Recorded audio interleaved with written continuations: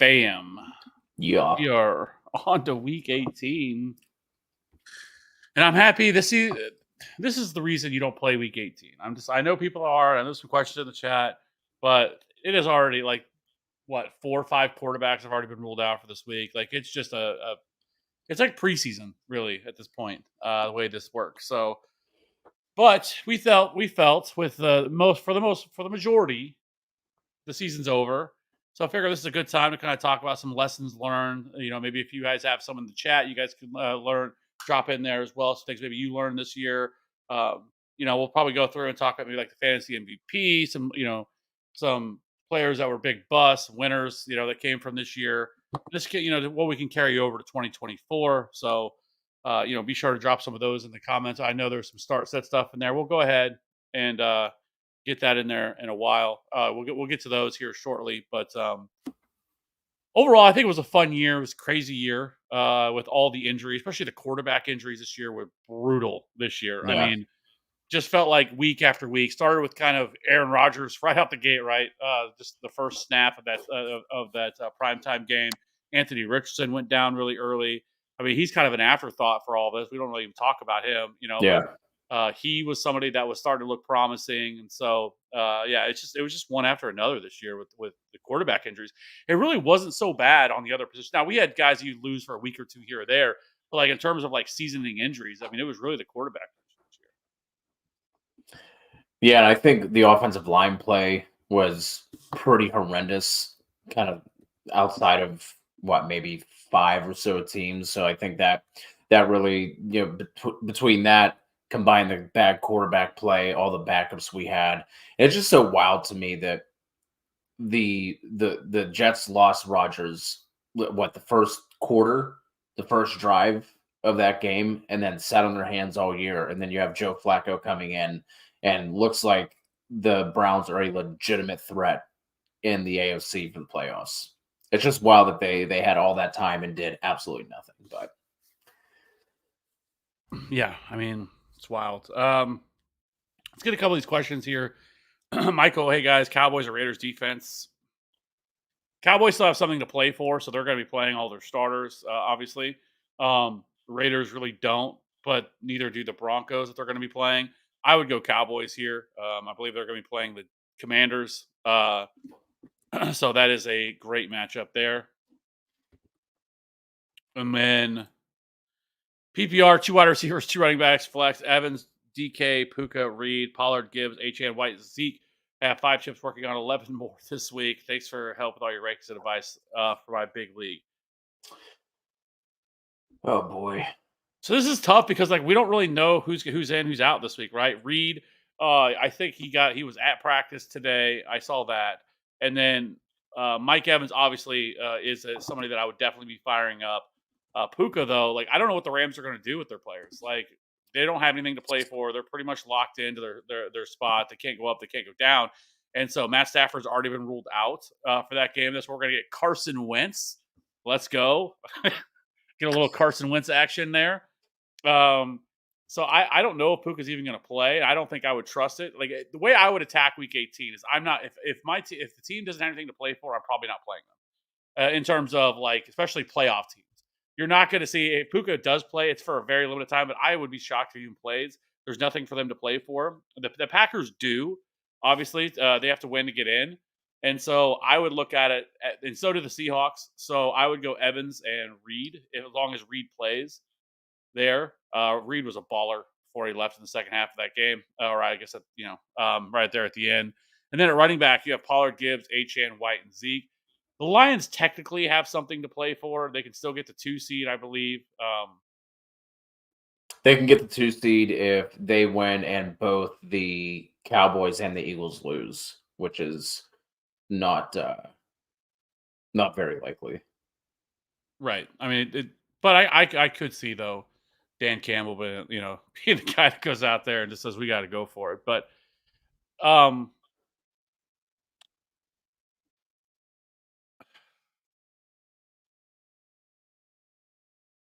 I would probably go Achane and Pollard. Is that Rachaad White or I guess it's got to be. And then I would probably Zamir White. Rashad White. On the Puka thing, JJ Walsh, good to see you back in here. Did drop this in the chat. Puka does need, I think it's either 4 or 5 receptions to have the most receptions by a rookie, and he's like, I don't know, like 30, 40 yards off from the receiving record. So, I mean, Oh, like Zamir. they already said that they're sitting Stafford, they're sitting Kyron, Cup, Aaron Donald, and Ernest Jones. So I would assume that Puka plays like maybe the first half, but I'm with you. Like if I don't want to do that if I don't have to. So I'm with you on the receivers. It's Zamir White. Reed did get in a limited practice today. So that should be a good sign for his availability. Man. This is also really hard because I have kind of tuned out since since Sunday. I would probably go like I would play Pollard and I would play Achan and I would probably go ahead and play Zamir White. Zamir White's gonna get like would be shocked if Josh Jacobs play. For what reason does Josh Jacobs even need to play? They're out of it. There's nothing they can gain or lose here. And so we saw Zamir White. I mean, he's been a true workhorse, handling 70+% of snaps. I would be surprised if that we saw that Gibbs play a lot. I mean, it just doesn't make any sense if you're the Lions. Why risk getting these guys hurt? You have a very, very, very slim chance of getting that 2 seed. Might as well hold on to it. So I that's the way I would handle it.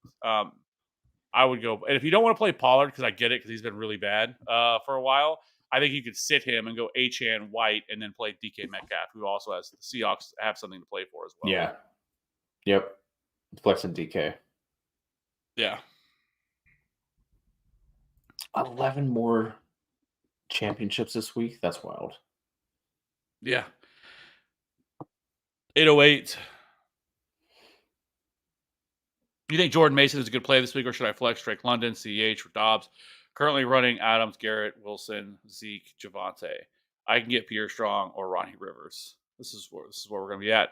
I mean, last week I was kind of surprised that Elijah Mitchell pretty much got all the work when CMC went down, and so I mean, they have no real reason. I mean, they're going to get 3 weeks off from this. With a lot of these guys sitting, and then they have the bye week after this.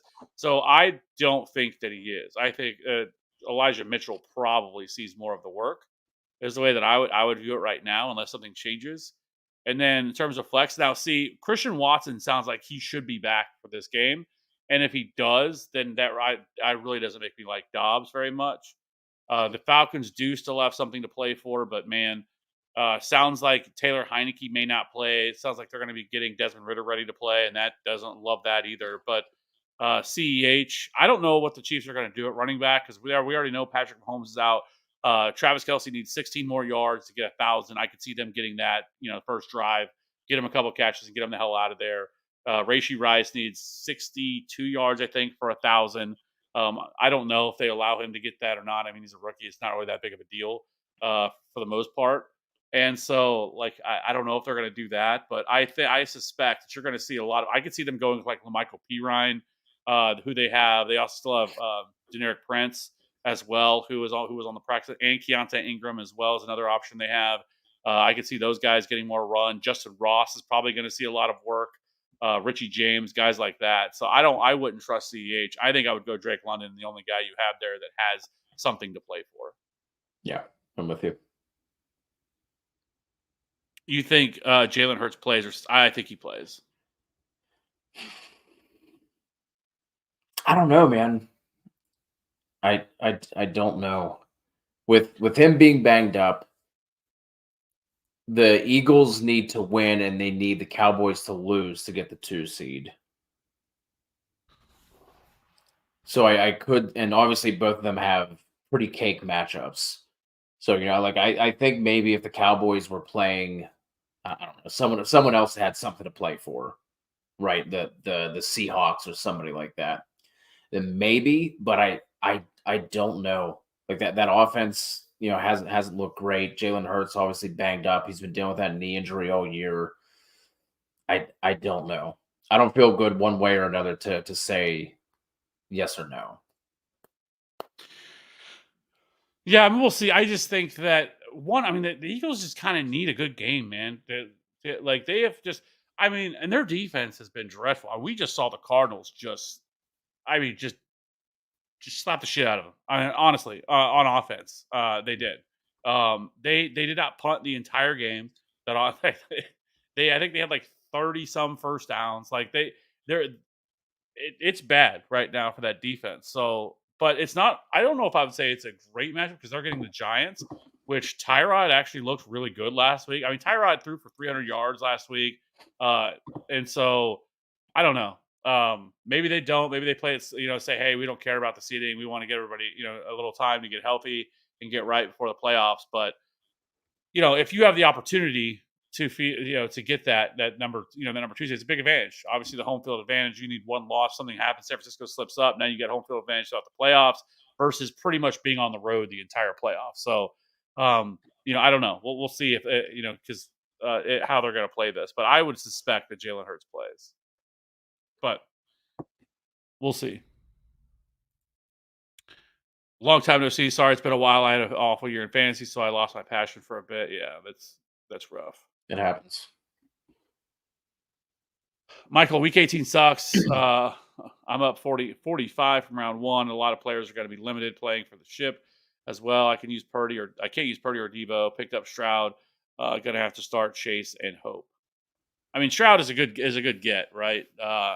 Yeah, against the Colts. The one game that truly matters, but that being able to get Stroud, like that's good. Like, I mean, Stroud has been phenomenal. They didn't really have to do much last week. They weren't pushed at all by the Titans, and so this week, obviously, it's for the playoffs. Like, winner gets in, and one of them could even still still get in through, still win the division if the the Jaguars were to lose.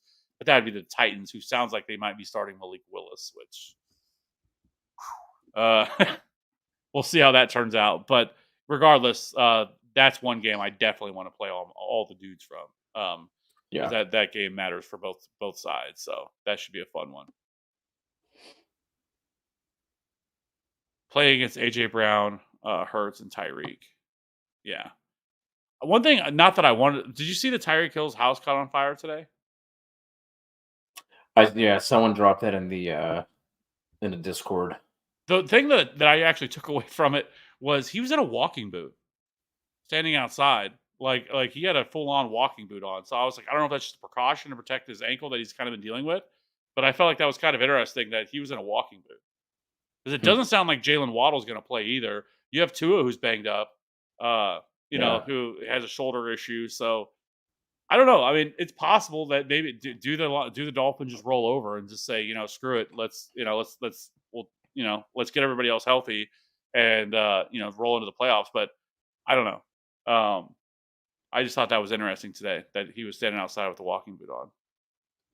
Speaking of the Dolphins rolling over, I haven't seen anything definitive, Michael, but most of it was a DNP today, which doesn't always mean much on a Wednesday practice report. But like Kevin was just saying, with how banged up they are, between Tyreek, Waddle, I mean, it is worth noting that Tua did get in a full practice today, even with the shoulder injury to his throwing arm. But I'm looking at the Dolphins injury report, and it is a long, long list right now. Yeah. Hey guys, I had some messages in the chat earlier, but they must have disappeared anyways. I'm up 33 points. Going to the final weeks. Let's hope we can finish off. Let's go. That's America's team. Let's finish it off strong. Yep. Finish it out. And then just tell them to suck it. That's right. Let's see. Anything else? But they did say that Kyron is sitting, yes, along with Kupp and Stafford on the offensive side, and then Aaron Donald and Ernest Jones defensively. Something I was thinking about. Do you think that it's a mistake for teams like the Ravens and the 49ers to sit all their guys? Because 3 weeks off is a long time, or I guess 2 weeks, but still, I mean, between their next game, it's going to be 3 weeks for the last time they played. It A lot of times you see these teams come out and are completely flat.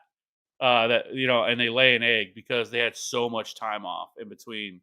And sitting, and I get it that like the risk reward. If you put you out there and you let Lamar play and he tears an ACL or high ankle sprain or having something bad happens to some key players, that obviously then there's the flip side of that you're never going to regret it. But I don't know. It just feels like so often that we see these teams that do all the sit for so long and they just come out and they're completely flat. And it's possible the Ravens could see the Browns in that first game, and that could be a good one. I mean, because that Browns defense has been playing phenomenal this year, and so, but I don't know. I just something I was thinking about. Yeah, I mean, like you said, could come out slow, but at the same time, you throw Lamar Jackson out there and he goes down with an ACL or something. Now it doesn't matter if you come out flat or not because now you don't have Lamar. So I think it is a smart thing to set them, and then you have to stay on top of that and keep everybody prepared, right? Yeah. All right. I think that's a lot of the questions. I mean, keep coming, but let's get into kind of what we wanted to do here. Some lessons learned for 2023. Some things to kind of take away from this year. Um, I think one of them for me is what we see a lot, especially this year. We saw a lot of overvaluing the backup rookie running backs, right? And more specifically, we got like Tank Bigsby, right? I mean, the hype for Tank Bigsby was really high in the preseason, right? Everybody was, tearing down Travis Etienne, saying Travis Etienne is going to, be a 50-50 player. Tank Bigsby's going to take over the backfield by some people. We had Sean Tucker, who was really there was a lot of hype for him, which is wild as fuck to me. I mean, he went undrafted, I believe, if I remember correctly, and everybody was all over Sean Tucker and saying Rachaad White is a bust. If Rachaad White's not going to get the opportunities, Rachaad White was completely inefficient. Um, Neither one of those guys did shit, right? Like we're absolutely nothing this year. But it brought down their ADPs and people were afraid to draft Travis Etienne and Rachaad White. Which was the wild thing to me though was Tank Bigsby and Sean Tucker, at least for me, weren't great prospects. Like they weren't guys that you were like, oh man, like if Zach Charbonnet got drafted by the Bucks, then I would have been like, okay, there's some concern there, right? But like the guys that were drafted there, like weren't anybody. It was just like that new toy thing that we have, right? Something. Who was the Chiefs running back years ago? If I remember, who was the guy that got drafted? Do you remember the really small dude? Never worked out. Now Davis or No, it wasn't him. What the fuck was his name? I can't think of it. I don't know why I can't think of it. But was it the cluster?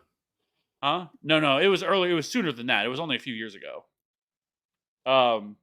Anyways, my point is that we allow ourselves to the new guys that come in that get drafted to get overhyped for no reason, and it allowed people to Rachaad White's ADP fell because of it. A lot of people were afraid of him, didn't want to draft him. Well, as we know, he was the only guy there. Like he was really the only guy that was a known quantity. Leonard Fournette left. It was him and Sean Tucker, who I guess got a cup of coffee at the start of the year, and then we never heard from him again. And then he pretty much was the workhorse all year. One thing that I'll also say too, I think lesson learned, something that I've really started to notice is we're starting to see a shift in NFL teams and how what running backs they value, because like years past, it would have been like Keaton Mitchell, Devon Achane, like these smaller sub 200-pound running backs never would have gotten opportunity. And we're starting to see that archetype be played more and more and more. I think it's because of how shifty they are, their explosiveness, their home run hitting ability. Because we saw multiple guys this year that are, sub 200 pounds. Even Jahmyr Gibbs is, right? Jahmyr Gibbs is not a 200-plus pound running back. And we're starting to see this change. And you're starting to see it at wide receiver too, where, how many big body wide receivers, that are we really all that excited about? I mean, there's some still there, but more and more, we're starting to see guys that, these sub 200-pound wide receivers and more so running backs that are getting a lot of opportunities. So I think that's something that I really that want to take away from this year. Yeah, I think probably the Rashad White one is one we should have seen. Although I will say with Sean Tucker, the reason why he went undrafted is because they found that heart condition with him. But he did have some years at Illinois, I think. I think he was, or Syracuse. maybe okay. Chase Chase Brown Brown's. was, Yeah. yeah. So like that one probably should have stuck out. But I think with the ETN one, I think part of the reason why we did see that is because we saw ETN start to break down toward the end of the year. Then we saw the Jags go out and pick up, it seemed like 5 free agent running backs. Like they brought in Dearness Johnson, they brought in JaMycal Hasty. I think there was another one they brought in, and they spent like a 4th round on Tank Bigsby. And the way that he plays is kind of a little bit different than ETN. So like that one, I can kind of see why we went that way and why people were hyping up Tank Bixby. But I do think it's still important to pay attention. That, I guess, not necessarily one of my takeaways, because it's something that we always do, Kev, especially you playing preseason DFS with us following the rookies. But paying attention to the reports that are coming out of camp about, because like you really didn't hear too much positive buzz about anybody in that Tampa Bay backfield. Right, like that should have been like the one key indicator. Whereas someone who wasn't not a rookie, but somebody who was getting buzz was somebody like Kyron Williams. Right, started getting buzz even going back to, I think it was like April. You had Sean McVay talking about him. He spent his entire rookie year injured. Started getting a little bit of buzz. Then obviously everything fell through with Cam Akers for what feels like the 8th year in a row. And then we saw Kyron Williams take over and never look back. But I'm on the fence with that one, because I could see that one go a different way had some of these players actually been hashtag good. I think some of the a lot of them just were not good. But I will say for That's who it was. Darwin there Thompson. it That's is. who it was. I literally I just pulled up Google and I just typed in list of running backs drafted by Kansas City, and because I was starting to bother me. It's like, who was it? Darwin Thompson. Great call, Isaac. Great pull.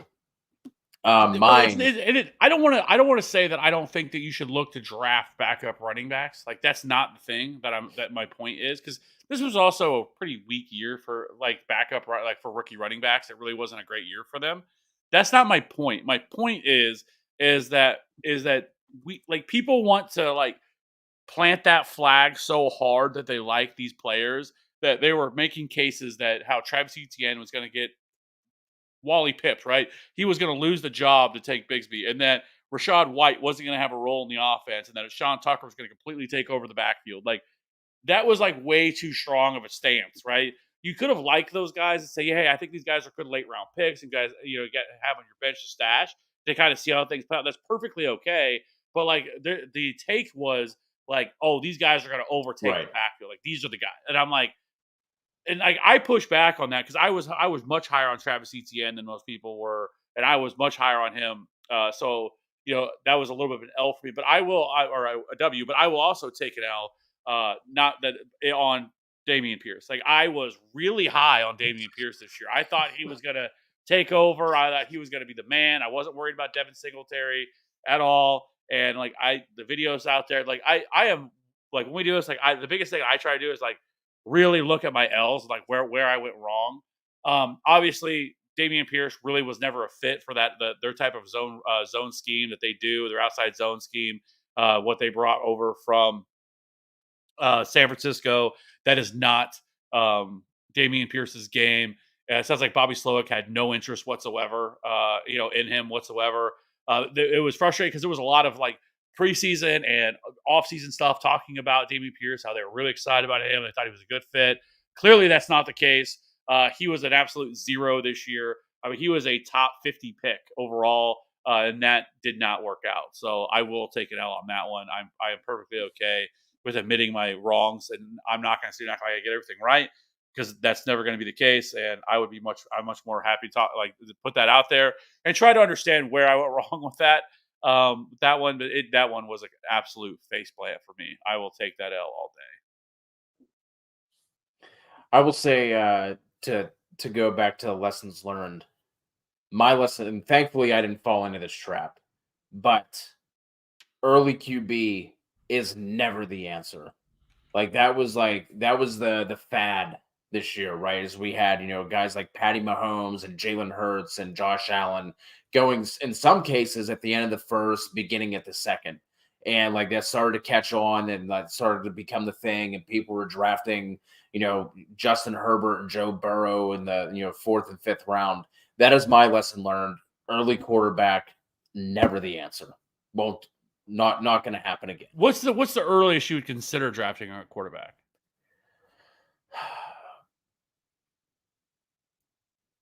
I mean, I don't even know, man. I mean, Hurts was solid this year, but I don't, there weren't too many games where he just went out and just absolutely crushed, and there were games that you lost because of going up against Hurts. So maybe this year has me like going into last year, it was kind of like the third round for like a Patty Mahomes, right?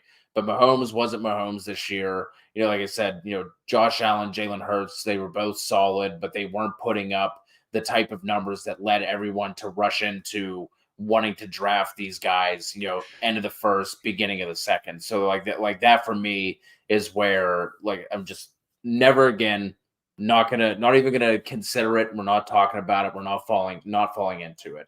Now, obviously, the late round quarterback isn't necessarily like that much of a thing this year. I mean, now in recent times either, right? Because where you were able to do that before was getting guys with the rushing upside, and that's where the kind of like the late round quarterback came in. So I'll end up going back to like waiting until in your typical like home redraft leagues, you wait until everyone already has a quarterback, and 9 times out of 10 you can get away with round 12, 13 in a lot of cases when people are starting to take like their second quarterback in those types of leagues. But for the most part, like probably going to be like the sixth for me. So so just a little bit here. I think we're at like round 3 and beyond. I'm okay. Like I think it's fine. Because if you look, so like this year, Josh Allen and Jalen Hurts they scored nearly 4 more fantasy points per game than the next closest quarterbacks. So they still were a little bit of a cheat code. They weren't like it wasn't as big of a gap as we saw last year, but still 4 points a game is still big enough to matter. But it's mainly because of their rushing upside, right? They each had 10 plus rushing touchdowns this year. So that really helps their floor cases on most weeks. But I will say though, we still had quarterbacks that were late round quarterbacks, undrafted guys even. Like Dak Prescott wasn't. Dak Prescott was around a 9th or a 10th round pick. He averaged almost 21 fantasy points per game. CJ Stroud and Jordan Love also averaged 20 fantasy points per game this year, and those guys were undrafted. Like nobody was drafting Jordan Love, nobody was drafting CJ Stroud, and if you did, it was very late, right? It was just taking a flyer on them. So this year there was a little bit more late round quarterback that you could talk about. I think there was other guys that you could have streamed this year. Matt Stafford was certainly in somebody you could talk about who started off really rough, but then really kind of turned it on at the end. But Brock Purdy was definitely one of those guys. Brock Purdy was the QB 19, 155th overall in terms of coming off the board being drafted. I mean, hell, we saw Kenny Pickett come off the board right at the same place as Brock Purdy was. Derek Carr actually was going ahead of Brock Purdy at this point. Bryce Young was going near him. But you had Matthew Stafford, who was being drafted 187th overall. You had CJ Stroud, who was 193rd overall. And then Jordan Love was QB 26 as well, past that as well. So there were a lot of later round quarterbacks that we can talk about that you could draft. There were also some busts, though. I mean, we had a lot of injuries we talked about. Joe Burrow, Justin Herbert. Now, Justin Herbert actually played really well before he went down, but he went down. We lost him. We lost Deshaun Watson, which that was a bust. Aaron Rodgers, Daniel Jones, Kirk Cousins. I mean, so many quarterbacks along the way we lost this year. But I agree. Like, I think so. The last year, 2022, it was this outlier year where you had these 3 quarterbacks, Hurts, Allen, and Patrick Mahomes, that were just these cheat codes every single week, putting up these huge performances where the rest of everybody else was struggling. The quarterbacks were terrible the year before. There was such a huge gap between those three, and that's what caused this overcorrection this year. Of like we saw Patrick Mahomes right before draft, like right before the season, where he was going borderline first round pick, Yeah. and we it was that we said at the time that's way too high. You don't need to be taking a quarterback in round one, but I still think if you can get a Hurts, a Josh Allen, or even a Mahomes this upcoming year at round three, I'm perfectly okay with doing that. Past that, I'm perfectly fine with taking a quarterback, but taking one in the first or second round is never the answer. Never. So I do agree with that. But this year, I think quarterback was actually better, which is wild to say with all of the quarterback injuries we actually had. Because like we had CJ Stroud, you had Jordan Love, Justin Fields had his moments this year. You had Kyler Murray, who came back. You know, once he Yeah. came back from injury, actually played really well for the most part.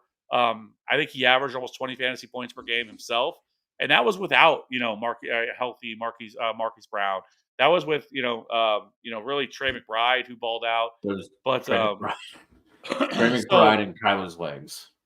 yeah, so I think that's another one. I think another one you could talk about is be aggressive early with Fab or waiver bids. We saw a Yep. huge waiver ads, once again, that ended up being massive ads. Kyron Williams and Puka Nakua are coming to mind. Waiting for that big whale later on in the season is probably bad process because it's likely never going to come. And then you're just sitting with this and waiting and waiting and waiting that it's going to come. And almost always the best waiver ads are the first 2 or 3 weeks of the season because that is when we're learning everything we're trying to figure out. We're getting the answers to the test of the things that we thought we knew, but we didn't. I mean, there was a lot of talk about Kyron Williams, but nobody thought that he was just going to be the workhorse right out the gate. Like there was no conversation about Yeah. that. We found that out, after week one.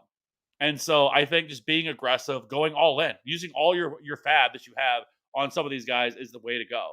Because Kyron Williams and Puka Nakua won people their leagues. Those guys were such late round picks and were ballers this year. I mean, Kyron Williams was the RB2 overall. He was just behind um, CMC in terms of fantasy points per game. And so, I mean, he was a huge cheat code this year. And so I just think that is something we should do. I wouldn't be holding on and being really, I'm only going to put in like 10 or 15% on this guy. Like if we figure out stuff like this, like you have to go all in. Yeah, that's definitely something that I am guilty of as well. I'm always like, well, I don't know if I'm buying into that. Like I'm gonna hold on and wait. Like someone else is gonna come through. Like you said, 9 times out of 10, it doesn't happen. Like in the Scott Fish Bowl, I had a ton of fab toward the end of the year. In the listener league, I think I still ended the year with like $800 of our fab, and just never went after any of those types of guys. So I think that, and then also just being more aggressive with trades as well. Like if there are guys that are underperforming, like a CD Lamb. CD Lamb was pretty bad through the first few weeks before he went Him and on Dak, his yeah.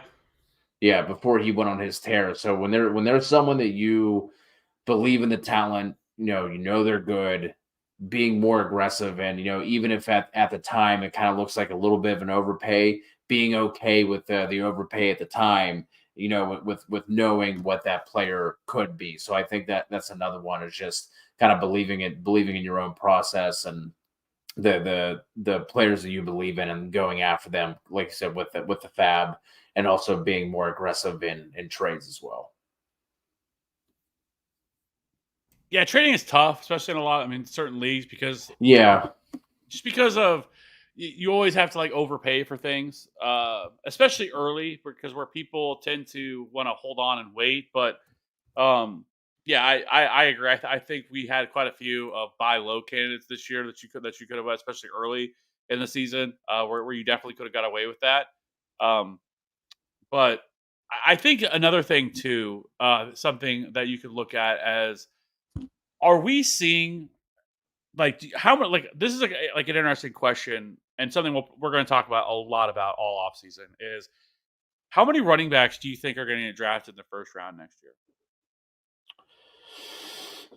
Just ballpark. I mean, it isn't. I mean, three.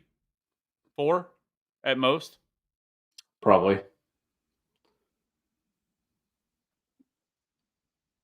Because that's kind of what I was thinking. Because I think CMC's a lock. He's going to go top 2 Yeah. or 3 like he does every year. And then I think Brees Hall definitely should.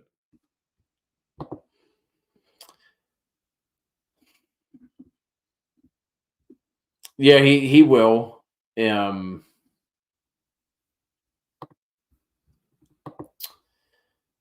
man, do you think Kyron Williams makes his way into that conversation? I think he's probably going to, but I am hesitant. I want to like obviously it'll matter what the Rams do. Do they draft a running back in this class? I don't know. I mean, this isn't going to be a great running back class. I will say that. No. But Brees is an absolute baller. Like I think there can be a case to be made that you can put Brees as the RB1 next year. Like he played really really well. He's not going to get the credit he deserves, but he was an absolute baller. I mean, he won people leagues down the stretch with how well he played, and this was a really bad quarterback play. And Aaron Rodgers should be back next year. They're going to have a pretty high pick that they're going to be able to surround this team with more talent. They got to build up that offensive line and improve that. But Yeah. I think Brees is a lock, and then Kyron, I can definitely see it. I think he probably will be. But I think that unless I mean if the Falcons fire Arthur Smith, I could see Bijan, depending on the head coach, being Yep. That's being the in other that one. discussion. But I think that's probably it. Like that, like maybe 3, maybe 4, like that I could see going in the first. Like I think you're going to see a lot of wide receivers go. And I guess the point I'm getting at is, do we think that we're going to see a similar overreaction, kind of like the quarterback position, where this year, wherever they were being pushed up, where next year we really see this huge push of all these wide receivers get massively valued over running back? Then we see running back get completely pushed down. We have to remember, I mean, for years the meta was running back early. Now, one thing I'll say is the running back position right now needs an infusion of talent because we have so many of these guys that are getting older. I mean, CMC is 28, 29 years old. I mean, most of these guys, I think, are like, a lot of the guys we've counted on for years are aging out. The Christian McCaffreys, the Derrick Henrys, the CMCs, Saquon Barkley is getting up there in age. Like a lot of these guys are getting older, and like we need a really good running back class to kind of be to I think help some of this out. But that's would be my worry is that people are going to overvalue the wide receiver position to the point where running backs are actually going to be the value.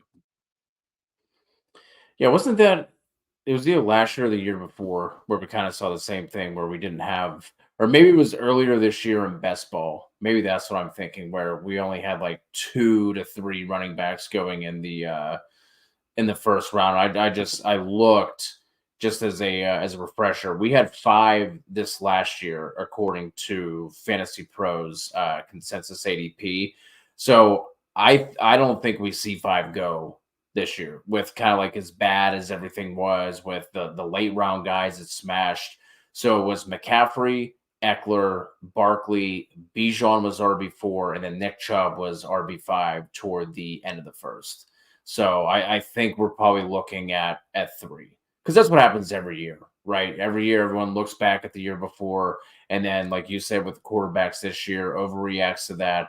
So I think the same thing is going to happen because there's no Bijan in this class. I think even if Arthur Smith is gone, people might be a little hesitant. I think he'll sniff, back end of the first, early second. I think he'll be in that range, but I don't think he is a lock. So I think 3 to 4. Like you said, depending on what happens with the Rams, I think Kyron Williams probably gets his way up in there just because there are so few running backs that are going to get the type of workload that Kyron Williams saw this year. And then if they can start working in his passing game usage again, which kind of fell off after Cup made his return, but yeah, I don't think we see 5 next year. JT is the other guy. Yeah, I forgot about him. I think there's a shot he goes in the first round too. I mean, Yeah. we have to remember him this year that he had this not the suspension. He started your own pup and you had all this contract stuff going on. So I think he probably would have been a first round pick had he been healthy and we didn't have all that.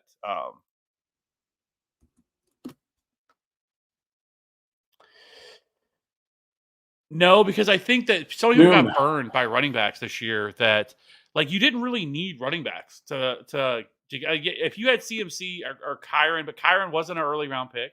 But if you're talking about so here's the these were the top 12 running backs last year, right? Or this year, the 2023. It was you already mentioned um, the guys that went the first, which were McCaffrey, Eckler, Bijan, Nick Chubb, and Saquon. Then you had Derrick Henry, Josh Jacobs, Tony Pollard, Joe Mixon, Travis Etienne, Najee Harris, Ramondre Stevenson were the top 12 running backs. Um, I mean, obviously Nick Chubb got hurt early. He was looking good before he got hurt, but so you lost him. Saquon suffered the injury early on. I would say Saquon was good. He wasn't great. Like he wasn't worth the first round pick you probably invested in him. And then Derrick Henry was a complete bust. I mean, he was finally the year that I had that I actually ranked him inside the top 12. Had him higher is the year that he finally fades off into oblivion. But so you have Derrick Henry who did nothing. Josh Jacobs was fine. Like he wasn't the guy that he was the year prior, right? And then Tony Pollard, we already know, was a complete bust this year. Or he was a bust. Compared to where he was drafted, he was a bust. Like it is so frustrating with Tony Pollard. Now, I do wonder how much the injury he suffered in the playoffs last year had to do with maybe some of his loss of explosion this year. Maybe the offseason he comes back around, but he's a free agent. So I don't know about that, but he wasn't worth the pick that you invested in him, especially down the stretch. Fantasy playoffs, he was absolutely nothing. Joe Mixon was fine. Travis Etienne started off phenomenal for the first 8 weeks of the season, was a baller, and then fell off over the second half until the fantasy championship where he finally had another good game.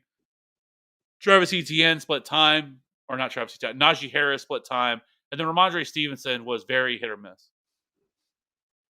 I mean, outside of Christian McCaffrey, who was the guy that you were excited about? Like, I mean, maybe Travis Etienne, I guess, because he finished the RB2 overall, but he had a stretch there. But other than that, like, there was no running back at all here that you're like, man, I'm happy I drafted that running back. Kev, as bad as Derrick Henry was, he was still the RB8 overall and half PPR scoring. Well, that's also just because of how bad the position was this year. Right. Yeah. That's what. Now on a points per game basis, I think it looks like he was RB16 half PPR scoring, but that, like you're saying, did nothing. Definitely wasn't the type of year that we've come to expect from Derrick Henry, and yet was still RB8 overall, just in total points, and he was RB16 then. And you can do that with even the round 2 guys. I mean, or not round 2, but the 13 through 24. Jahmyr Gibbs was solid. I mean, he was certainly worth the pick. And then you had Aaron Jones, who was hurt for most of the year. Dameon Pierce, don't want to talk about that one, but we had Dave Pierce. Kenneth Walker was right there. And then Jonathan Taylor was in this. Obviously, he was drafted down. Miles Sanders, Alexander Mattison, J.K. Dobbins, who got hurt, so hard to hold that against him. But Cam Akers was a complete bust, and then Rachaad White was RB24. Breece Hall, I skipped over him. Sorry, Breece Hall was RB15, which he moved up because he was actually going a little bit later than that. But Breece Hall, obviously, Jonathan Taylor. It's hard to make any sort of good case for him, but who else? I mean, and Rachaad White. Sorry, Rachaad White obviously deserves. But other than that, and Alvin Kamara, I guess Alvin Kamara was really good for stretches. But again, same conversation. There's not a whole lot there, and so that's the problem. That all these running backs people drafted just didn't do anything, and so yeah. And then you have this year's class where it's not as exciting as the other positions. No. Probably with especially with TreVeyon Henderson likely going back, that's going to put even a further dent into it. Devin Neal going back to Kansas. Although we are, Kev, you're talking about the sub 200 backs that we're now seeing getting more run. Bucky Irving from Oregon is going to be the next on that list.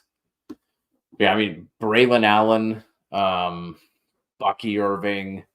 There's always going to be someone who pops up, but there is, especially compared to some of the classes we've had in the past several years. Either like I said, there's no Bijan, in this class. So it's not looking great for running backs next year. I do feel like the class. What was it? There was a few years ago that everyone shit on that ended up turning out to be a phenomenal class. I can't remember which one it was, but it feels like maybe that could be this one. I don't know, but there's no like generational prospect. There's no Bijan Robinson. There's no like just crown jewel running back prospect here within this class. There's not. There's going to be a lot of debate whose people's RB1 is. So I don't know. Anyways, do you have any other lessons learned for this year that come to mind? Not really that jump out to mind. I think the ones that we hit on so far have been the biggest ones for me. Just being more aggressive with Fab, and then never falling into. They said luckily I didn't fall into it, but I should have pushed back against it more while it was going on the early quarterback thing. Never again. Yeah. No, Bijan gives you. Yep. I'm sure there's going to be some late mid round gems. Yeah, I'm sure there's going to be some players that come from this draft. Like I don't think that there's none of these running backs are going to pan out. Like I'm sure some of these running backs will, and we'll start to gain some buzz and we'll get more clarity as things go. And kind of waiting just to kind of get the final pieces of the final declares and to see exactly who all we're going to get. But yeah, I do think there's some exciting players within this class. Like you already mentioned, Bucky Irving. I mean, he looks like he could be a lot of fun from Oregon. The Audric kid from Notre Dame has been getting some buzz. I think he could also be a guy. I think Jonathan Brooks would have had but he suffered an injury. Marshawn Lloyd. Yeah, you have him. Blake Corum is another one. Donovan Edwards, Will Shipley, Jace McClellan, Frank Gore Jr. I mean, I've kind of been made a little list of all the guys that have Trey Benson. I don't think we mentioned him. Of guys that have declared already. So, actually, don't draft tight end early. So, I know that's probably the overcorrection of the Travis Kelce, not panning out finally this year. But we could finally say the tight end position might be deep. Like, with the emergence of Sam Laporta, which now we're talking about this, like, Cody was the leader of the caboose of that train. I mean, I can't, like, the last, especially 2 weeks, 3 weeks before the season started, like, as many times as Cody said over and over again, you need to have Sam Laporta. We did some, I think we did like some other stuff where like we were telling everybody, drop him, pick up Sam Laporta. If you don't, pick up Sam Laporta, pick up Sam Laporta. No, you could drop that guy. Go ahead and pick up before the season started. Like this wasn't after that. So, but with Sam Laporta, I think Dalton Kincaid, but not even him, Trey McBride, his breakout, David Njoku, I think is a baller. I think he is a top 6 tight end. You have Evan Ingram, who wasn't phenomenal, but was good. Like we have a lot of, Jake Ferguson. I think a conversation with him. Then you're also going to have like one thing I guess you could say is for years it was don't ever draft a rookie tight end because they never break out. But we're seeing that shift now. We're seeing teams being much more willing to incorporate these guys early. But Sam Laporta was a baller. Dalton Kincaid had a little bit of a run there, but I mean, this year we got the I can't think of his name, the kid from Georgia, Brock Bowers. Yeah, Brock Bowers. But he is going to be right there in the conversation with another guy that you probably could draft, depending on where he lands. But there's a lot of tight ends to talk about. Even Jatavian Sanders, assuming that he goes in. I don't know what ended up happening with his injury. I know he got hurt during that game against Washington. I don't know what happened with that injury, but Jatavian Sanders, I think, is going to be in that discussion. There's some decent names. We have another Iowa tight end potentially as well that that could just keep that tight end factory they have and just keep pumping them out. But yeah, it's finally the case where in the years past, it was either, Kelsey Andrews or just wait until wait until the 10th round. Then we'll also have to see what happens with TJ Hawkinson with him coming off I think he had a multiple ligament injury as well. ACL for sure. I think his MCL was Yeah.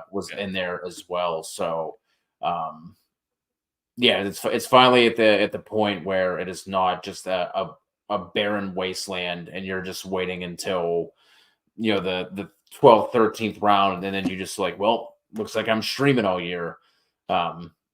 It finally seems like tight end is going to be in a good spot. Okay. And we didn't even mention the Green Bay tight ends.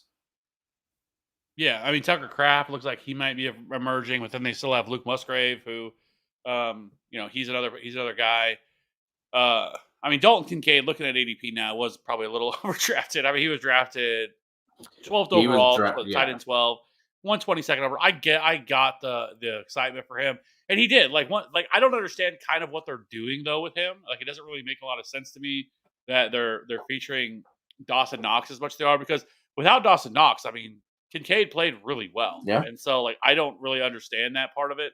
Um, but so next year, I do think the tight end position is going to be in a good spot. I mean, Mark Andrews, obviously, Kelsey will, obviously, I think he'll be back. I know there's been some talk about will he retire. I don't think he's going to retire. Kelsey was good. The problem was the teams do to just double team him and take him out because KC wide receivers suck balls. But besides Rice, but late in the season, yeah, the Chiefs are 100% going to overhaul this wide receiver room outside of Rashee Rice, or Rashee Rice. It's going to be. I mean, all these guys are gone.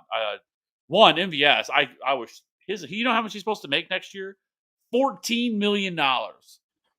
You know what his Not dead. happening. You know what his dead cap number is? 2 million.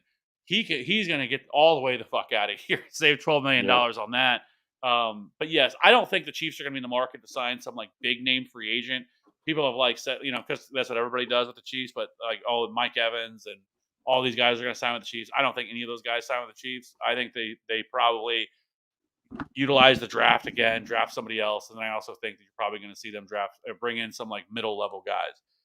But they're going to be better than what they have now because all of these guys have just not good. But I think a lot of people are quick to forget the injury that Kelsey had at the beginning of the year too, and it's not like he's some spring chicken either. Like I thought he was in line to miss multiple games. I think they kind of rushed him back. It didn't make sense to me, but I think that's something else that's playing into it because the dude didn't have that happened right before the season was supposed to start. oh yeah, yeah, and I will say the last couple of games he looks far more explosive than he did earlier in the year. So maybe he's starting to get a little more healthy. But regardless of that, yes, I don't think more than likely we should be taking a tight end in round one, especially with the number of tight ends we're going to have. Because I mean, Laporta is going to be he's probably going to go in the third, fourth round. I think next year. I think Kincaid or McBride, as long as which I can't see them doing anything because there's no reason for them to. I could see McBride going in the fifth, sixth round. I think these guys are going to go a little bit higher, but I think the tight end position overall is going to be in good hands. And we haven't even talked about a bounce back guy like Kyle Pitts. Again, assuming Arthur Smith is out of there and they actually spend some capital at quarterback, whether that's via trade or trading up in the draft or whatever it ends up being. But no Arthur Smith plus a legitimate quarterback option there could I would get love people. Can we just get a good coach and a quarterback because they have so much That's talent there. so much. They have spent their last three top 10 picks on offensive players with Drake London, with Kyle Pitts, and now with Bijan. They have the talent there. They just need a quarterback, and two, a coach not named Arthur fucking Smith. That is correct. So, all right. So, who do you think? Who would you say the fantasy MVP is this year? Who would you say it is? I think it has to be CMC. Just with outside of week 17, which hopefully that didn't cost anybody. There was just nobody that was putting up the weekly floor and the weekly ceiling that he was week in and week out. I think it has to be CMC, but I do think that there is a argument to be made for somebody like Kyron Williams as well. Yeah, That is so. This is my argument for Kyron is Christian McCaffrey was drafted as a top 2 or 3 pick. You were drafting him to be that guy, right? Like this wasn't like a breakout year of Christian McCaffrey. I mean, Christian McCaffrey's had these years, right? He gave you exactly what you expected, which was phenomenal. Like, don't get me wrong. Like, there is no denying he was the best running back. I mean, he was probably the best fantasy player, and so he probably does deserve it. But I think there should be a case for Kyron, who was a guy that both people picked up off the waivers that finished not far behind him in terms of fantasy points per game. He obviously missed all that time, middle of the year, but he still came back and dominated once he came back. And so I think there's a kind of a real case for Kyron Williams to be that guy, considering he was a nobody, or he was a somebody that nobody was either you're drafting with your last pick or you picked up off waivers. That turned out to be just a monster. Yeah. I also think Isaac saying Tyreek. I think Tyreek is up there as well. But to me, it's CMC. And if I had to pick someone not named CMC, I would go Kyron. Like when you look at the position, you look at what the cost was to get him, which was nothing. Maybe you took your fab. Maybe like I can't remember what round I took him, but our listener league was 14 teams, and we had like a 15 round draft with no defense and kicker. So like we're getting deep in there, and I took him. I don't know. Let's say like the last 4 rounds in a 14 teamer. Like it wasn't, I didn't spend a ton of capital on him. So considering his cost and what he provided to your team, he missed 4 games, and I think he ended up the year tied for the 3rd most touchdowns, I want to say, behind CMC, Mostert, and then I think he was tied with Allen and Hurts with 15. I think he was first in rushing yards per game ahead of McCaffrey. So what you got from Kyron Williams, he would be my non-CMC pick, but I think you go CMC. Yeah, you're probably right. It's probably CMC. I'm just trying to create a hot take because CMC was just so good this year. Yeah. Yeah, and like to your point, yes, that's what you drafted him to do, but there weren't many first round picks that ended up doing what you drafted them to do. It's fair. Because even the wide receivers, Justin Jefferson got hurt, Jamar Chase got hurt there, and then Burrow got hurt, and so he didn't really pan out. Tyreek Hill did, but Tyreek Hill, he was like he was like the 6th or 7th pick off the board. Cooper Kupp did not have a Cooper Kupp type year. He had some weeks, but for the most part, he wasn't that guy either. And so, yeah, I think that's fair. It's yeah. So here was the first round: Jefferson, CMC, Chase, Eckler, Travis Kelce at 5, Tyreek Hill, Barkley, Bijan, Diggs, Chubb, Devontae Adams, CeeDee Lamb. That's fair. Very valid point. Yeah, because where did he think finish? I think for Lamar Jackson, you can make the case for like playoff MVP. But during the regular season, like he was pretty meh. He's pretty mid during the regular season until like these last couple of weeks where he really started to turn it on. One of my dynasty leagues, I had Lamar Jackson as my primary quarterback, if you want to call it that, and then Kirk Cousins was my QB2. And there were weeks where I was like starting Cousins over Lamar, and like I didn't find it to be like a hot take whatsoever. But Lamar Jackson's clearly turned it on, and there's a reason why he's, the clear favorite for MVP at this point. Yeah, so looking at the numbers, so Christian McCaffrey averaged 24.6 PPR points per game.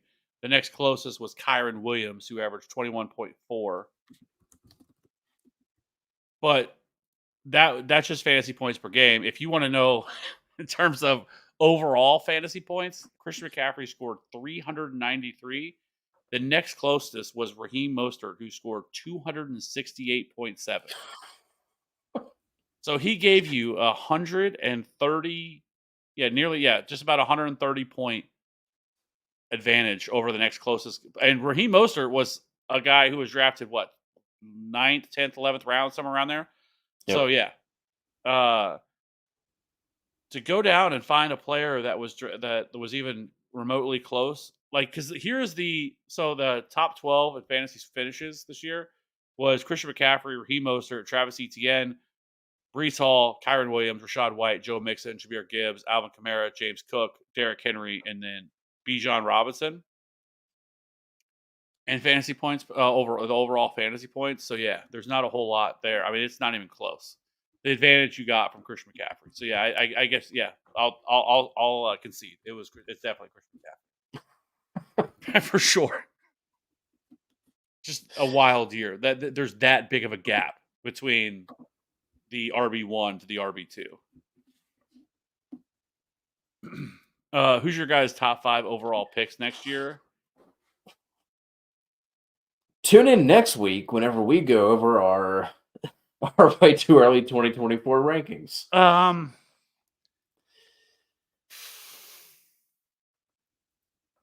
mean, it's hard to say right now, but I'm with the assumption that let's say Kirk Cousins is back for the Vikings, right? Like I think you put Justin Jefferson back up there. I'm not going to get off of CMC. I know obviously coming down with this calf injury, week 17 sucks, but up until that point, like he showed no signs of any sort of slowing down. So I'm still going to put CMC up there. Assuming Tyreek is back, because I feel like a lot of people are forgetting. Like, I think this is the year that his contract is up. I want to say maybe it's next year, but I think people are forgetting that he said that once his contract is up with the Dolphins, like he's done, right? So, depending on when that is, I thought it was maybe at the end of this year, maybe it's next year. So I think Tyreek will be in that conversation, obviously, if assuming that he is going to be playing. And then you're probably looking at. I think the only thing you'd be concerned CeeDee Lamb with Christian McCaffrey is his age. He's had a lot of touches. I mean, this year he had 272 rush attempts, 67 receptions, so well over 300 touches this year. He is going to be 28 years old heading into next year. I mean, so that is a little concerning with him, but obviously I wouldn't say he's injury prone. I mean, he really hasn't gotten hurt really the last 2 years. So Chris McCaffrey is definitely in the top 5. I think Justin Jefferson. I'm going to put Jamar Chase right back up there. He deserves to be. Yeah. Burrow will be fine. He'll be back, ready to go next year. CeeDee Lamb is in the conversation for sure. I think Brees Hall deserves to be in the conversation of top 5. And then Tyreek, I think, is also still in the same conversation. Yeah.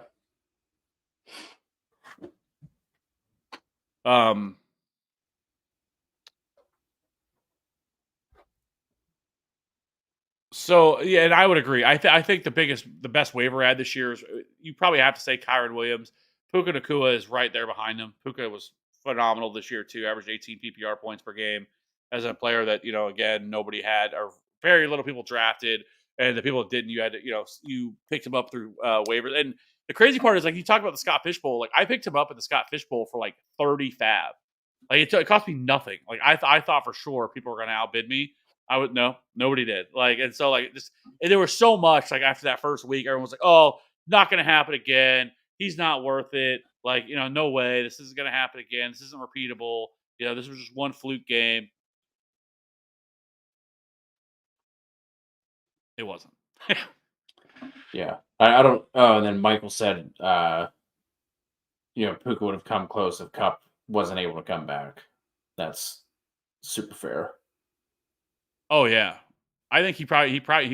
I mean, he probably could have finished as the wide receiver 1 overall. Like I think that was in a conversation you could have had. If he didn't, because he was seeing just a monster workload there before he came back.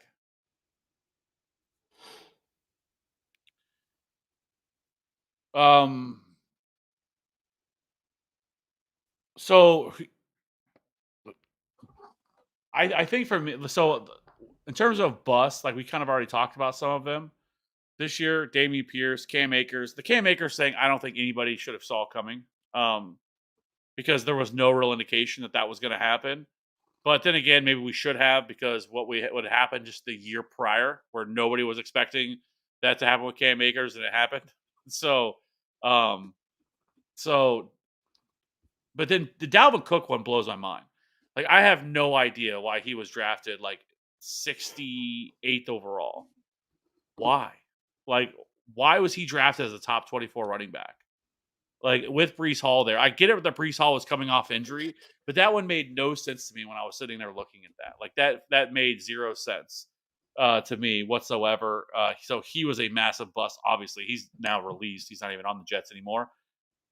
um, Tony Pollard. He was a Pollard. bust, and process was right. Right, he got everything we thought he was going to. We thought he was going to get all the work. That he was going to be a workhorse. He absolutely was, but he did not produce like a workhorse at all. Like, it was very hard to start him, especially through the fantasy playoffs. I mean, he pretty much did absolutely nothing. He had a little stretch there for 3 or 4 weeks where he looked like maybe he's back, and then he fell right back to being not the guy.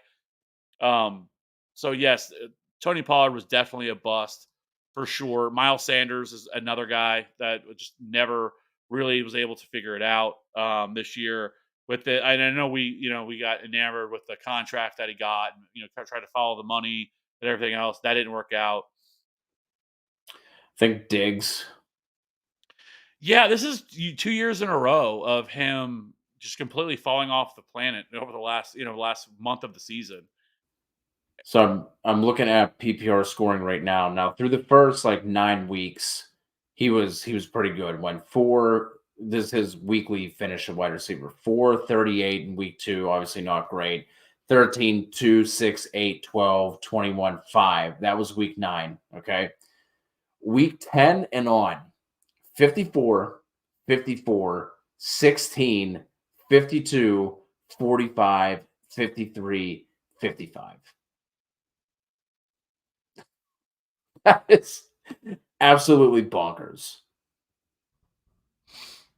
Yeah. Yeah. I mean, he's also getting older. He's not young anymore. And there seems to be some sort of disconnect between him and, which we've seen this before. It kind of happened in Minnesota towards the tail end, which is the reason they traded him. But we're kind of seeing it again. I don't know what's going on there. I know in his last press conference, McDermott did. Somebody asked him about Diggs and what was going on there, and their PR team cut the feed. Like, didn't let him answer the question. So, like, that's awesome. So I don't know what's going on there exactly. I mean, he very well could be gone after this year. He is 30 years old, just turned 30. But I don't know. This was definitely a down year for him. I mean, I should say only, but he had 100 catches, but not even 1,100 yards and 8 touchdowns, which the last 2 years prior to this, he had 1,400 receiving yards and 1,200 receiving yards with 11 and 10 touchdowns.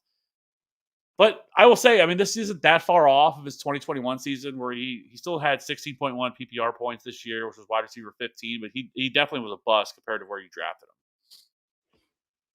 him, as far as the wide receivers are concerned. But I mean, Davante Adams, oh yeah, Adams. We'll say like maybe Calvin Ridley. I mean, he was still he was wide receiver 16, 35th overall. He was just really up and down all year. Damian Pierce. I feel like he probably lost you more games than he won you. Yeah. I think some home runs were Keenan Allen, who was the wide receiver 19, 41st overall, which, Cody, you were still all over Keenan Allen. I will admit I was not. I was higher on Mike Williams than I was Keenan Allen. And then DJ Moore was a player that I was in love with, loved him, and he came through with Justin Fields. He was wide receiver 19, 41st overall. Christian Watson was definitely a bust. Wide receiver 23, 55th overall. I mean, he was pretty much terrible all year. Suffered more injuries that he dealt with, more hamstring injuries, stuff like that. Brandon Ayuk was one of my big, late round, middle round wide receivers that I was in love with. Wide receiver 28, 71st overall. That was a big time miss. Mike Evans was wide receiver 32, 76th overall. Love to see it. Yeah. And then you had Michael Pittman, wide receiver 33. He was 80th overall. So, I mean, there was definitely some hits there later down the line, but yeah, those were some of the biggest ones from there for sure. David Montgomery. Now, obviously, the past couple weeks hasn't been great, but if you drafted him as RB 31, like if you drafted him around cost, he paid that off, especially earlier on in the season. That one I never understood the gap between him and Gibbs. Gibbs kind of, he was I think he finished around RB 13, which is kind of where he was drafted. So he kind of returned his investment if you want to look at it that way. But Montgomery, I did not understand why he was going as late as he was. It's fun to look back Jahmyr Gibbs. on ADP or on ADP. Yeah. Um, Here's another thing that a lot of people are talking about right now. But what do you think the Bears should do? Do you think the Bears should keep Justin Fields and build around him, or do you think they should go ahead and draft a quarterback and trade him? I don't know, man. I know this is a conversation I'm going to get sick of already. Like it's the regular season isn't even over yet, and we're already like I've already seen so many of these takes. Yeah, like Fields has definitely been better with DJ Moore. He's improved, but if you look at some of his, some of his numbers, he's been fine. He's definitely, like I say, he's definitely improved. I think a lot of our analysis gets discolored a bit because we're mostly looking through a fantasy lens. But I do think that I think there's a case to be made both ways, right? I don't really feel strongly one way or another because if Caleb Williams is going to be what people have been talking about him as for the past 2 years, and you pass up on that, that's really tough, right? Because if he ends up being what he was, but at the same time, if you can trade down from one, pick up some more assets, you add in Marvin Harrison Jr. and Neighbors, Odunzi, plus some linemen to keep him safe. Now you're really starting to cook. You know what I mean? But to me, it comes down to that isn't a scenario that we're gonna know until because like what happens if the Bears end up taking someone like Drake May instead of Caleb Williams. You know what I mean? Like it's all going to depend on what that quarterback ends up doing. So like that one to me, like I don't have a strong feeling on it one way or another. And a lot of it comes down to I don't know what the hell I'm looking at when I try to like scout or watch the tape when it comes to quarterbacks. I really I really don't because I have loved too many guys like Josh Rosen that I have just completely given up on trying to figure out what I'm looking at when it comes to college quarterbacks. It is the hardest position to evaluate for sure. Here's my thing. I think that with what they can get for the pick, because there's been talks out there with like other around league circles that they could get 3 first round picks for this first round for their number one overall pick. I think you do it. I think Justin Fields, who, I mean, he had DJ Moore this year, right? Cole Kmet is fine. He's not like some game changing tight end. I mean, he is a pretty plug and play tight end with a lot of most other tight ends in the league. He's not. But that's the only weapon they had. Darnell Mooney really wasn't doing anything. Then Tyler Scott, Chase Claypool, who they got rid of, they had no other weapons. Their offensive line was still very up and down. I think if you continue to build like what we've seen like the 49ers do with Kittle and Brandon Ayuk and Debo, if you can build around Justin Fields and surround him with this elite talent, I think you keep Justin Fields because he's already a weapon enough in what he's able to bring. And some of his numbers certainly are some red flags, but there's also some other stuff you could look at, like his pressure completion percentage. He was 62%, which is sixth overall. His deep ball completion percentage, which is something that he's always been really good at, was also high. He was good there. Like he was very good at the deep ball, which is something you want to see. His red zone completion percentage, he was 15th in.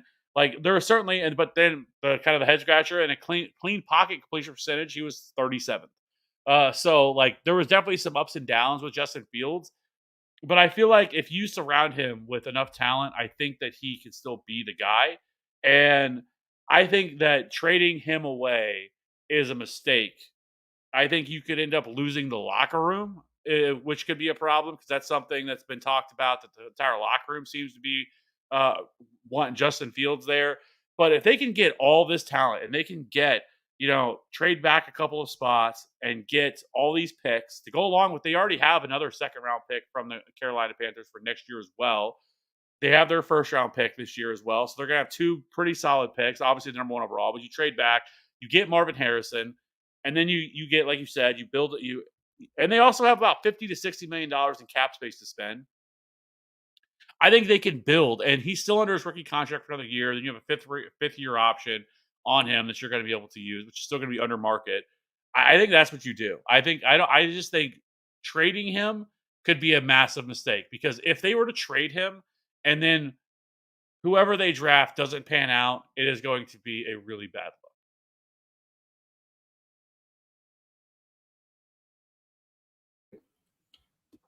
Sorry, eating a beef stick.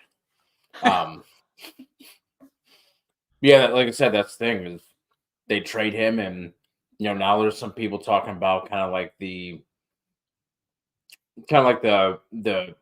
behind the scenes stuff with Caleb Williams that maybe rubbing some teams the wrong way and questioning his maturity and things like that. You end up with a guy like that who busts, and then even if Fields doesn't end up being like the guy, you're now setting that franchise back years, right? So it's really, really hard.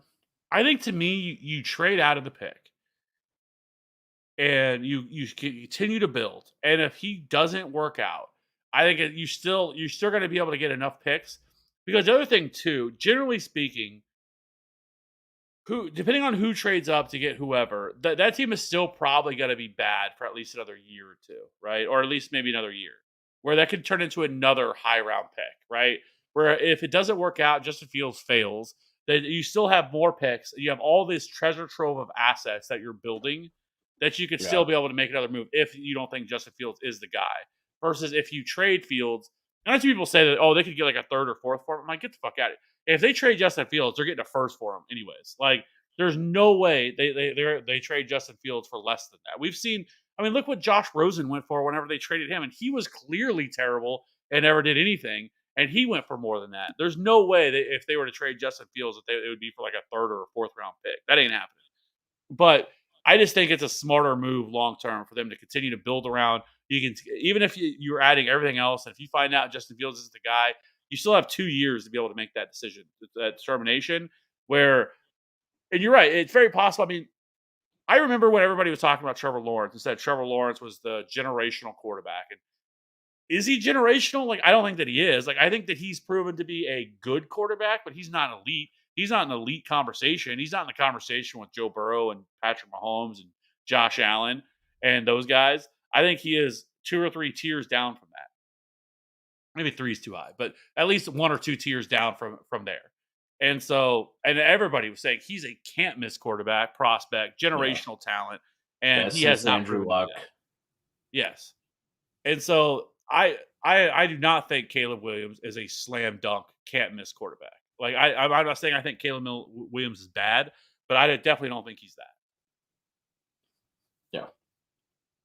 And it certainly wasn't a good look. Like after the USC game that they said we're a team now or something like that with Caleb Williams gone, like that was a little shocking. I did not see that. That is, it's not good. Yeah, after he left and he didn't play in their bowl game, after the game they were saying that they're a team now and all this stuff, and I'm like, oh, that's Wow. not good. So Yeah, It I does did seem not like see that. feel like maybe he's like his head's gotten too big. He's been in like national commercials and all this stuff, and he's been talking about how he's the next Patrick Mahomes, which just stupid to me for anybody to say, just because Patrick Mahomes is kind of a unicorn. He's kind of a one of one type of guy.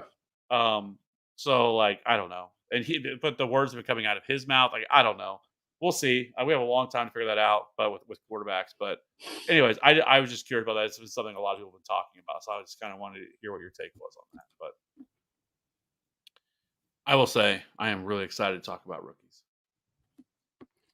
Very excited for this class, even though we are shitting on the running backs. I still the wide receiver class is really deep. I think there's going to be some tight ends to talk about, and then depending on what happens after Caleb Williams and Drake May, there's a couple of guys that have some potential behind that at quarterback as well, which obviously the league needs. So it's going to be Oh, really for fun to sure, break we down found over that the out this next. year. I think the quarterbacks. I mean, because you have Jaden Daniels, you have Michael Penix, Bo Nix, Bo Nix. I mean, there is a lot. Cam Ward declared, which I thought was interesting coming from Washington State. I thought he would transfer to a Power Five school. I guess I don't even know if we can call them Power Five schools anymore with a Pac-12 disseminating, but I thought that was interesting that he's coming out instead of transferring for a year. So there's definitely gonna be some dudes to talk about and watch for sure. I can't wait. I already started. Like I said, I started my annual. I have a bunch of sheets that I make for every position, and I start building them out. And kind of when I start putting in notes in, and so I started doing that over the weekend. So I started getting excited about it. So I am really excited to talk about Oh yeah. rookies now. Like I'm ready to turn the page on the season and just start talking about rookies because we also have a lot of free agency stuff because I already saw the free agent running backs this year, but it is a massive list Yeah. of running backs. I mean, Josh Jacobs, Saquon Barkley, Derrick Henry, Tony Pollard. Um, I think Joe Mixon is going to be a free agent. I think they end up moving on from him and cutting Joe Mixon. There was already that talk this year uh, for him, and so that's going to be certainly. I think he could become available, but and then what was it? There's more than that, but I mean, it's just Derek. Like I said, Derrick Henry, Josh Jacobs, Tony Pollard, Saquon Barkley, Austin Eckler, Gus Edwards is a free agent. Zeke, Devin Singletary, CEH, DeAndre Swift, Deonta Foreman. See, J.K. Dobbins is a free agent as well. I mean, there's this. The list goes on and on and on and on of all of running backs that are going to be sitting out there. So there's going to be quite a bit of movement here at running back. Some of these guys will get signed. Saquon, Josh Jacobs will find jobs. Tony Pollard will probably find a home.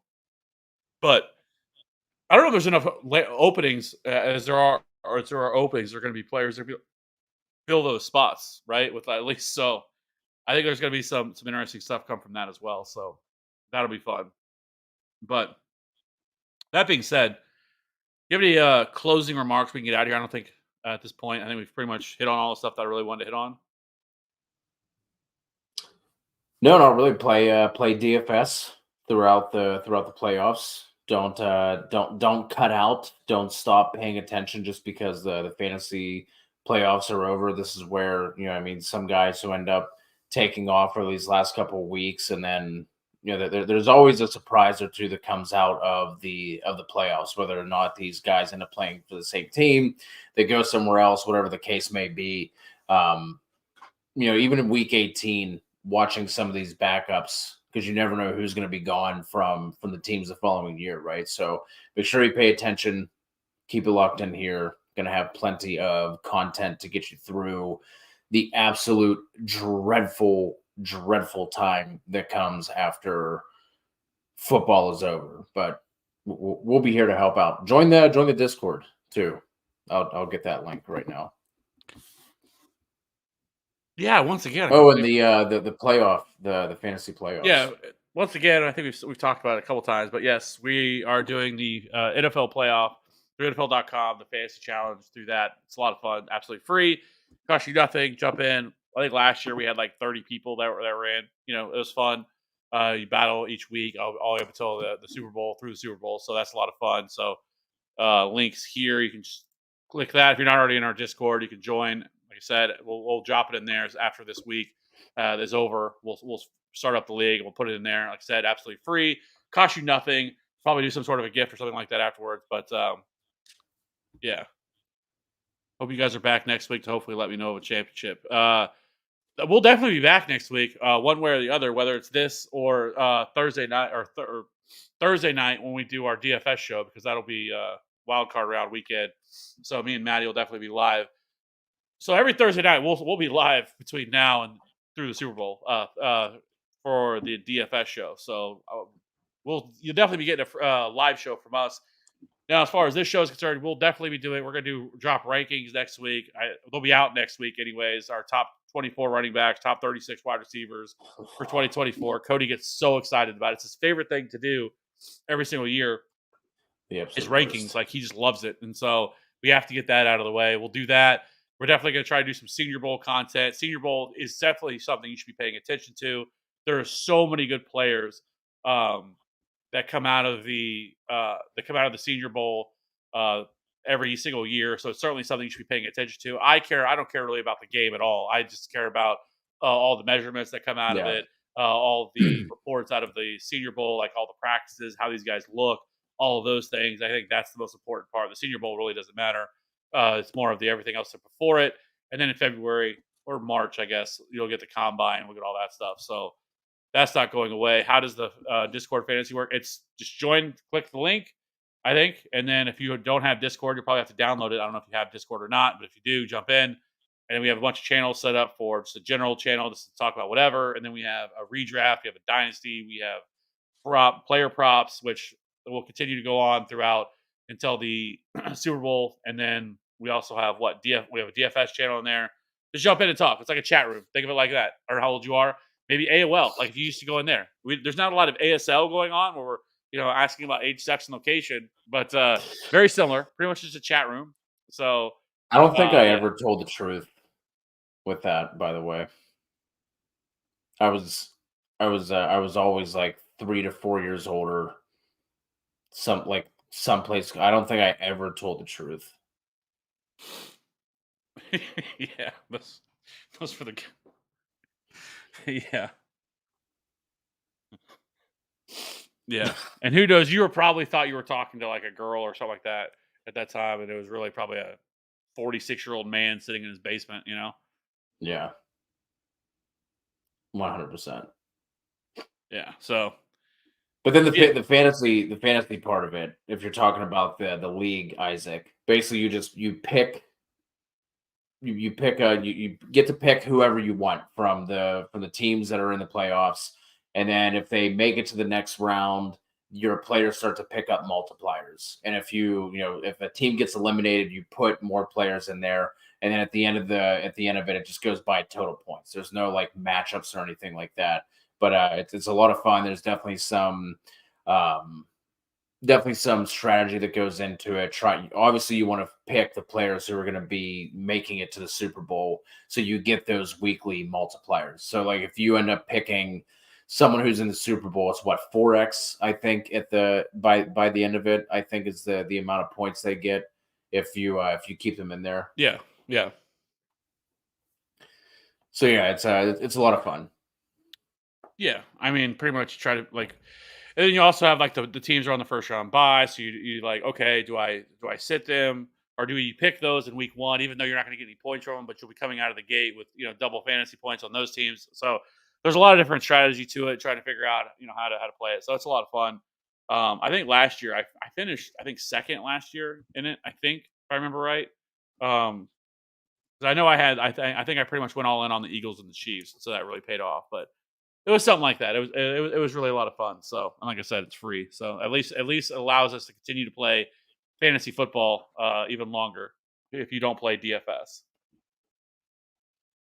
Yeah. Or bet, which is actually funny because the guy I work with, I haven't even told you this, just told me today. Never bet before a day in his life. Never done anything. He was in Kansas, which it's legal in Kansas, and he saw a commercial about DraftKings, like $100, $50, free bets, whatever. So he's like, oh, hey, screw it. I've wasted money on more things. He logged on, went through, and just kind of looked at all like which one would pay him the most, and he just put I don't remember how much he put on it, but Devontae Adams. It was to score 2 touchdowns. He won $1,900.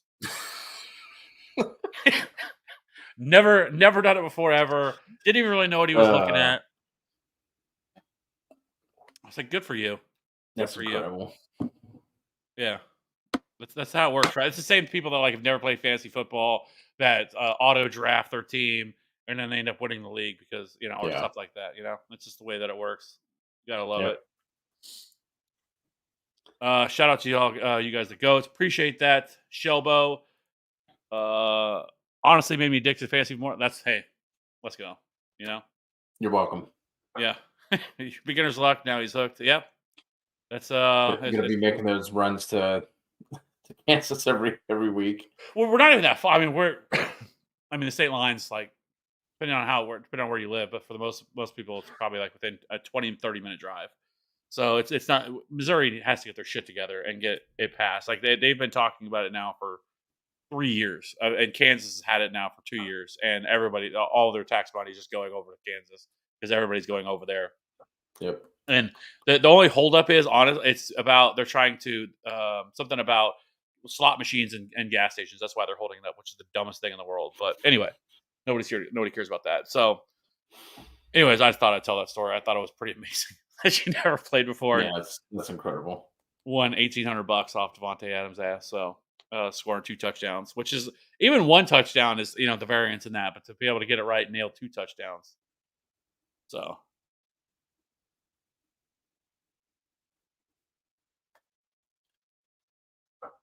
Yeah, and we're happy that we're happy they're in there as well. So Discord has grown a lot this year. That's something I will say that's been awesome. It's grown quite a bit this year, and like I said, it's fun. There's always something going on. There's always a conversation going on in there. At pretty much all times of the night. There's plenty of times I've woken up and the next morning, and at 3 or 4 in the morning, people are still putting stuff in there, asking stuff, whatever. So it really never sleeps. I mean, you can turn off the notifications, but it never goes away. So that's a lot of fun. So anyways, that being said, I think we can get out of here for now. Wasted everybody's time enough, hour and a half, but not as long as our normal Wednesday night shows. But we're not, like I said, we're not going anywhere. We're gonna have a ton of content. So from here and really to get you all the way through. If you're just a redraft player, I strongly, like I always say, I strongly suggest following all the rookie stuff, really figuring out who these guys are. I mean, you could have had a big edge this year if you knew who Puka Nacua was, right? There was people that were paying attention to all the stuff, had an idea who Puka Nacua was. There was some conversation about him heading into the year, but I think you can really gain an edge in terms of fantasy football by understanding who these guys are and having at least some sort of foundational understanding of what they are, who they are, and how this works out. So yeah. So we're not going anywhere. We'll continue to try to do some lives. We don't do them as much as we do, during the season, but we'll still continue to try to do them.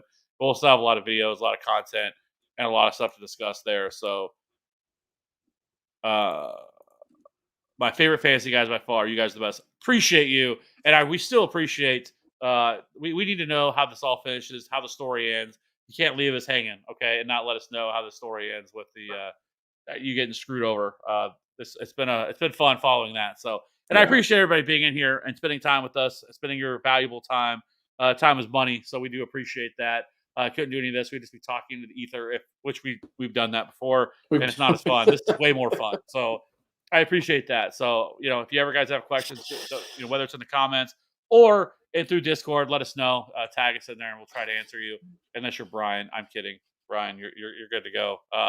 No problem there. But that being said, we will see you guys very soon. Like I said, jump in. We'll have the NFL playoff stuff. We'll put that out there. We'll get that going. So fantasy football is not over for at least another, we got 5 more weeks left, fantasy football left. So that being said, have a good night. We'll be back in tomorrow night for the Week 18 DFS show. It's going to be an absolute shit show. But we'll try to parse through it and figure out who the best plays are for Week 18. So see you all tomorrow night. Have a good night. Appreciate you guys. And we'll be back. Bye.